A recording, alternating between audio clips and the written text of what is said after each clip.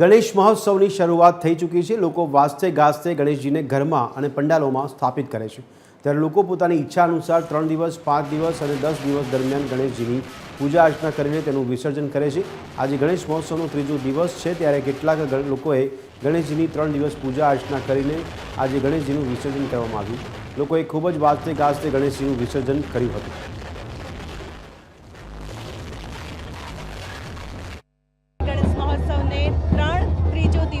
ત્યારે જે આજના દિવસે પણ લોકો ગણેશજીની 3 દિવસ પૂજા અર્ચના કરીને આજે પણ વિસર્જન કરવા માટે આવતા હોય છે।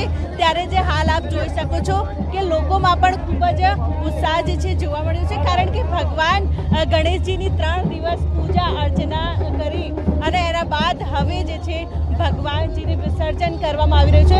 સ્વાભાવિક છે, જ્યારે ભગવાન ગણેશજી 3 દિવસ જ્યારે ઘરે રહેતા હોય છે ત્યારે જ ખૂબ જ ઉત્સાહપૂર્વકથી એમની પૂજા અર્ચના કરતા હોય છે, અને જ્યારે વિદાય એમની થતી હોય છે થોડું દુઃખ થતું હોય છે। લોકો જે આપણી સાથે એમની સાથે વાત કરીશું। ભગવાન ગણેશજીની 3 દિવસ પૂજા અર્ચના કરી અને આજે વિસર્જન છે।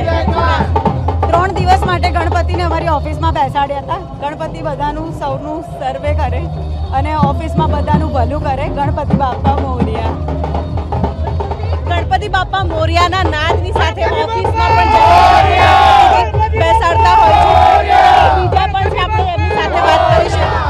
જે પ્રમાણે 3 દિવસ પૂજા અર્ચના બાદ આજે ગણેશજીનો વિસર્જન કે એક સદસ્ય તરીકે હોય છે પણ હવે આજે વિસર્જન કરવામાં આવી રહ્યું છે।